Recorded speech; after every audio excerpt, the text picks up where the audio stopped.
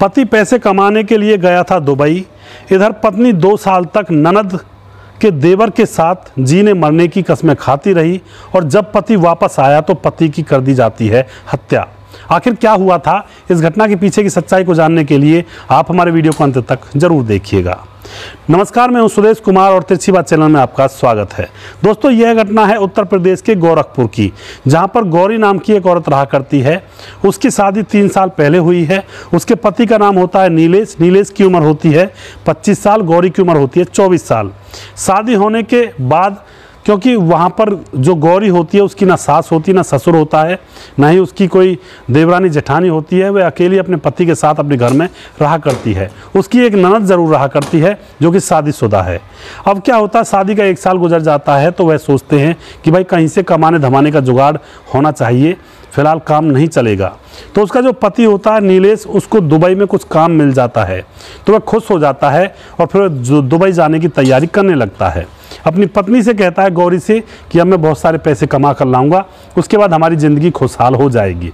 और अपनी पत्नी से कहता है कि तुम ऐसा करना, दीदी के पास चले जाया करना और घर में आराम से रहना। यानी कि अपनी पत्नी गौरी को अकेला छोड़ जाता है दीदी के हवाले, जो कि ब्याही ठियाई थी, शादीशुदा थी। अब नीलेश यहाँ से निकल जाता है और घर पर अकेली रह जाती है गौरी। कुछ दिन तो घर में रहती है, फिर उसकी दिमाग में वही बात आती है जो उसके पति ने कहा था कि दीदी के यहाँ चले जाना। तो वह अपनी दीदी के यहाँ चली जाती है, यानी कि ननद के यहाँ। ननद के वहाँ जाकर रहने लगती है। तो ननद का एक देवर होता है जिसका नाम होता है राकेश। और दोस्तों, राकेश की उम्र 22 साल होती है। अब वह उससे नैन मटक्का करने लगती है, क्योंकि उसका पति तो दुबई गया हुआ था। वहाँ उसकी नज़रें राकेश से मिल जाती हैं। दोनों एक दूसरे से प्यार करने लगते हैं और फिर क्या होता है, दोनों के बीच में संबंध बनने लगते हैं। यहाँ पर गौरी की जो ननद थी उसको कुछ भी पता नहीं था। अब क्या होता है, गौरी कहती है कि यहाँ तो दिक्कत होती है, मेरी ननद है, ऐसा करते हैं मैं अपने घर चली जाती हूँ और तुम रात को वहीं पर मेरे पास आ जाया करना। गौरी अपने घर वापस आ जाती है और फिर जो उसकी ननद का देवर राकेश होता है उसके घर में रात भर रहा करता और रात को घर में से निकल जाया करता। वह पूरे ज़िंदगी के मज़े यहाँ पर ले रही होती है। उधर उसका पति उसी के लिए कमा रहा होता है, दुबई में ठोकरें खा रहा होता है। दोस्तों, अब क्या होता है, धीरे धीरे 2 साल गुजर जाते हैं। 2 साल गुजरने के बाद गौरी के पास उसके पति नीलेश का फ़ोन आता है और कहता है कि एक खुशखबरी बताऊं। गौरी कहती है कि बताओ। तो नीलेश कहता है कि मैं अब घर आने वाला हूं, पैसे बहुत सारे मेरे पास इकट्ठे हो गए हैं और मैं घर आऊँगा, अपना घर बनाएंगे। उनको एक अपने आंगन में एक छोटा सा कमरा भी बनाना था। तो नीलेश कहता है कि अब मेरे पास पैसे हो चुके हैं, कमरा बनाएंगे और मैं घर आ रहा हूँ। लेकिन दोस्तों, यहाँ पर गौरी कि मन ही मन चिंता आने लगती है, क्योंकि जब उसका पति घर आ जाएगा तो वह अपने ननद के देवर के साथ नैन मटक्का कैसे कर पाएगी। तो अपने ननद के देवर यानी कि राकेश से बात करती है कि मेरा पति वापस आ रहा है और अगर वह वापस आ गया तो हम दोनों मिल नहीं पाएंगे। उसके बाद गौरी उससे कहती है राकेश से कि क्यों ना उसको रास्ते में ही इस दुनिया से विदा कर दिया जाए। राकेश प्लानिंग बनाता है और अपने दोस्त को लेकर एयरपोर्ट पर ही पहुंच जाता है जहां पर नीलेश आने वाला था। जैसे नीलेश आकर बस में बैठता है तो राकेश अपने दोस्त के साथ बस में बैठ जाता है और इंतजार करते हैं कि कहीं मौका मिले इसको जान से मार दें। लेकिन कहीं मौका नहीं मिलता है और नीलेश अपने घर आ जाता है।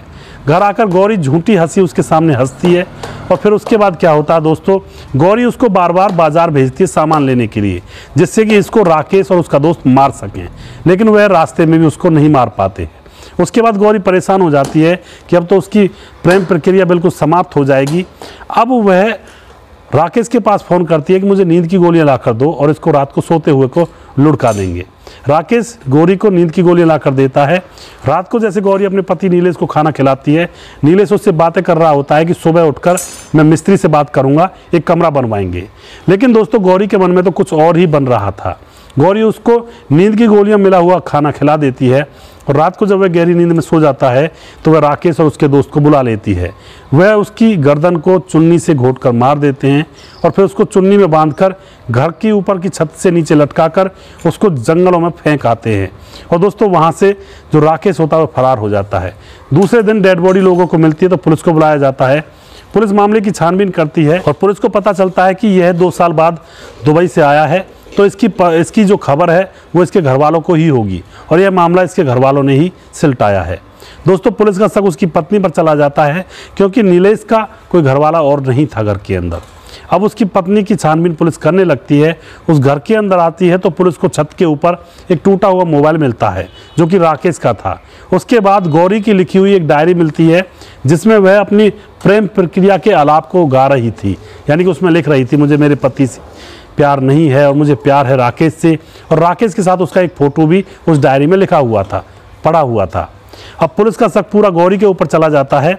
उसके बाद दोस्तों प्रेगनेंसी किट भी गौरी के पास पुलिस को मिलती है, तो पुलिस समझ जाती है कि जब पति यहाँ पर नहीं था तो बच्चा चेक करने की यह किट यहाँ पर क्या कर रही है। उसके बाद CDR और कॉल डिटेल्स निकाली जाती है पुलिस के द्वारा, तो पुलिस को पता चल जाता है कि जो वह गौरी है वह राकेश के साथ प्रेम प्रसंगों में है। उसके बाद गौरी और राकेश को उठा लिया जाता है। शक्ति से जब पूछताछ की जाती है तो वे दोनों सारी घटना बता देते हैं। वे कहते हैं कि हम दोनों एक दूसरे से प्यार करते थे और हमने ही नीलेश को रास्ते से हटाया है, मार करके बाहर फेंक कर आए हैं। दोस्तों गौरी को और राकेश को और उसके दोस्त को अरेस्ट करके जेल में डाल दिया जाता है और उनके ऊपर मुकदमा दर्ज किया जाता है। एक हंसता खेलता परिवार एक हवस की आग में झुलस गया। ऐसा ही हो रहा है दुनिया में आजकल। 80-90% केस इसी मामले के आते हैं पुलिस थानों में। तो दोस्तों लोग समझ नहीं रहे हैं, यह प्यार नहीं होता है, यह एक हवस का खेल होता है। प्यार इसको नहीं कहते हैं जहाँ पर खून खराबा हत्या हो। यह सिर्फ मतलब निकालते हैं लोग और अपने मतलब को सीधा करके निकल लेते हैं। यह प्यार नहीं होता, ये कुछ दिनों का अट्रैक्शन होता है। इससे बचकर रहें। अगर इससे नहीं बचे तो घर तबाह होने में 1 मिनट का टाइम नहीं लगता है। दोस्तों अगर आपको हमारा वीडियो अच्छा लगता है तो उसको शेयर जरूर कर दिया करें। अगला प्रोग्राम में वो जल्दी फिर से लेकर आऊँगा। तब तक आप खुश रहें, सावधान रहें। जय हिंद, जय भारत।